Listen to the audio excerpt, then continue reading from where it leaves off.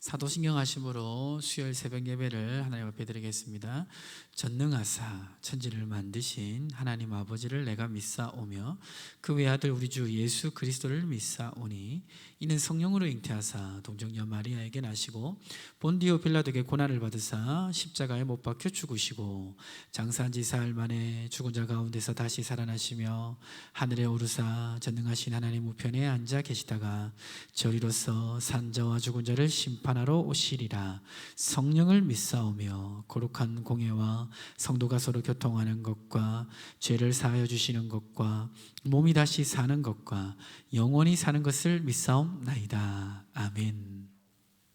찬송가 251장 함께 찬송합니다. 놀랍다 주님의 큰 은혜, 우리의 죄를 속하시려 갈보리 십자가 위에서 어린 양 보혈을 흘렸네. 주의 은혜 우리의 죄를 다 씻었네. 주의 은혜 우리의 죄를 다 씻었네. 제약은 성난 파도 같이 우리 영혼을 위협하나 헤아릴 수 없는 주의 십자가에서 보이셨네. 주의 은혜 우리의 죄를 다 씻었네. 주의 은혜 우리의 죄를 다 씻었네. 죄악에 물든 영혼들을 주께서 피로 씻으시네.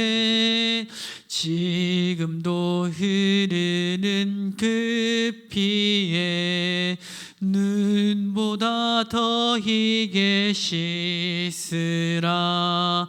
주의 은혜 우리의 죄를 다 씻었네. 주의 은혜 우리의 죄를 다 씻었네. 비할 수 없는 그 은혜를 믿는 자에게 거저 주네. 형제여 주 앞에 나와서 더 지체 말고 곧 받으라. 주의 은혜 우리의 죄를 다 씻었네. 주의 은혜 우리의 죄를 다 씻었네. 아멘. 하나님 말씀은 스가랴 12장입니다. 한 절씩 교독합니다. 이스라엘에 관한 여호와의 경고의 말씀이라. 여호와 곧 하늘을 펴시며 땅의 터를 세우시며 사람 안에 심령을 지으시니가 이르시되 보라 내가 예루살렘으로 그 사면 모든 민족에게 취하게 하는 잔이 되게 할 것이라. 예루살렘이 에워싸일 때에 유다에까지 이르리라. 그날에는 내가 예루살렘을 모든 민족에게 무거운 돌이 되게 하리니 그것을 드는 모든 자는 크게 상할 것이라. 천하 만국이 그것을 치려고 모이리라. 여호와가 말하노라. 그날에 내가 모든 말을 쳐서 놀라게 하며 그 탄자를 쳐서 미치게 하되 유다 족속은 내가 돌보고 모든 민족의 말을 쳐서 눈이 멀게 하리니 유다의 우두머리들이 마음속에 이르기를 예루살렘 주민이 그들의 하나님 만군의 여호와로 말미암아 힘을 얻었다 할지라.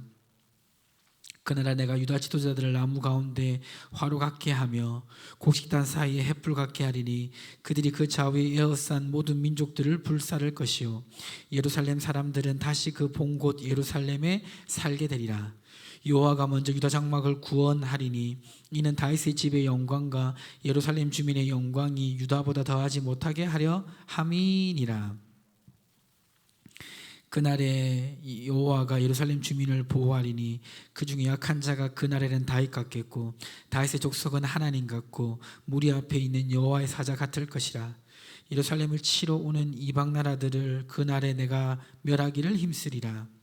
내가 다윗의 집과 예루살렘 주민에게 은총과 강구하는 심령을 부어주리니 그들이 그 찌른 바 그를 바라보고 그를 위하여 애통하기를 독자를 위하여 애통하듯 하며 그를 위하여 통곡하기를 장자를 위하여 통곡하듯 하리라. 그날에 예루살렘에 큰 애통이 있으리니 묻기도 골짜기 하다드림몬에 있는 애통과 같을 것이라. 온 땅 각 족속이 따로 애통하되 다윗의 족속이 따로 하고 그들의 아내들이 따로 하며 나단의 족속이 따로 하고 그들의 아내들이 따로 하며 레의 족속이 따로 하고 그들의 아내들이 따로 하며 시므의 족속이 따로 하고 그들의 아내들이 따로 하며 모든 남은 족속도 각기 따로 하고 그들의 아내들이 따로 하리라. 아멘. 12장의 이제 말씀은 어저께 말씀과 이제 이어지면서 또 내용적으로 이제 반대적인 내용의 말씀입니다. 어저께는 이제 이방의 압제 가운데 목자 없는 양같이 심판 가운데 있는 하나님의 백성들을 묘사하고 예언했다면 오늘은 이제 하나님께서 구원의 손길을 하나님의 백성에게 베푸시는 내용을 말씀하고 있습니다. 먼저 이제 이 내용들을 보시면 여기 2절에 예루살렘에 대해서 나와 있습니다. 보라, 내가 예루살렘으로 그 사면 모든 민족에게 취하게 하는 잔이 되게 할 것이라.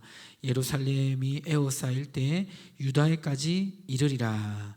3절에 그날에는 내가 예루살렘을 모든 민족에게 무거운 돌이 되게 하리니 그것을 드는 모든 자는 크게 상할 것이라. 천하 만국이 그것을 치려고 모이리라.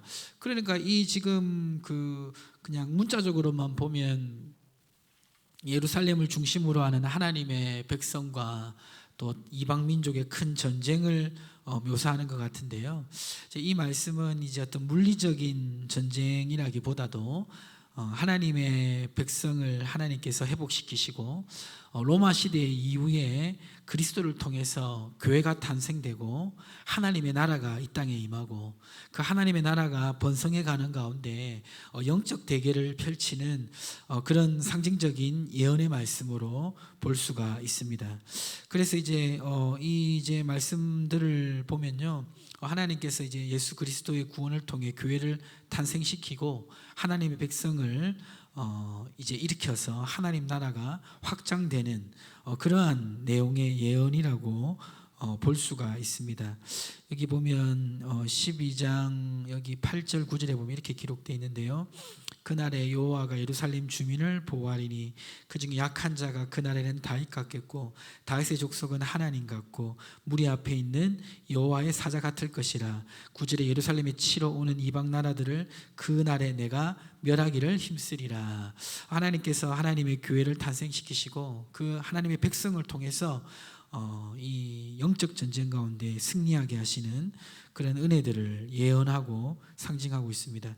그 10절에 보면요, 이제 10절은 말씀 읽어보면 내가 다윗의 집과 예루살렘 주민에게 은총과 강구하는 심령을 부어주니 그들이 그 찌른 바 그를 바라보고 그를 위하여 애통하기를 독자를 위하여 애통하듯 하며 그들을 위하여 통곡하기를 장자를 위하여 통곡하듯 하리라 라고 되어 있는데요. 이 말씀은 이제 한 사람이 상징되어지죠. 바로 신학의 교회를 탄생시키고 구원을 실제적으로 허락해 주시는 그리스도, 그 그리스도의 죽음을 상징하는 예언이라고 할 수가 있습니다. 하나님이 하나님의 백성을 회복시키는 그 과정에서 또 그 중심에 누가 계시냐면 그리스도가 계시고, 그 그리스도의 그 십자가 사역을 통해서 하나님의 구원의 역사가 이루어지는데요. 구약의 멀리 먼 시대에서 이미 선지자는 하나님께서 이방의 압제, 로마의 압제 가운데 있지만 다시 그리스도를 통하여 구원의 역사가, 하나님 계획하신 영원한 구원의 역사가 이루어질 것을 예언하고 있습니다. 그러면서 이제 그 내용들이 이제 이어지면서 설명되어 있습니다. 오늘 말씀을 통해서 주시는 교훈은 무엇입니까? 어두운 시대를 살아가지만 결국 하나님은 하나님의 구원의 계획을 이루어 갑니다. 이스가랴서를 보면 이 시대가 그 시대를 예언하는 것 같은데 먼 시대를 넘어서 하나님의 영원한 계획을 예언하는 것을 보고 있습니다. 사실 이제 이 구약의 여러 가지 역사들이 있지만 이 모든 역사는 신약의 예수 그리스도가 오실 계획을 미리 보여주는 그런 내용으로 준비되는 역사입니다. 이 역사는 보면 사람에 의해서 좌지우지될 것 같지만 결국 하나님께서 하나님의 구원의 역사를 세상 가운데 이끌어 가시는 것을 우리는 오늘 말씀을 통해서 다시 한번 확인하게 되고요. 그리고 그 역사의 중심에는 하나님의 아들 예수 그리스도가 있다는 것을 알게 됩니다.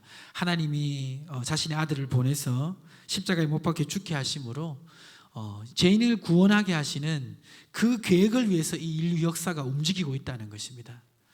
감사하게도 이제 성탄절을 맞이해서 우리는 그 은혜를 준비하고 기다리고 있습니다.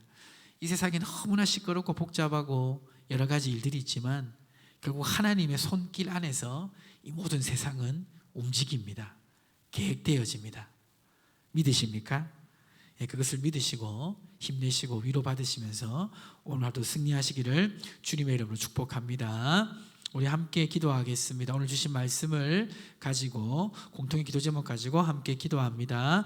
하나님 아버지 감사합니다. 오늘 말씀을 통해서 하나님의 백성을 회복시키는 하나님의 말씀을 보게 됩니다. 그리스도가 이 땅에 와서 십자가에 못 박혀 죽게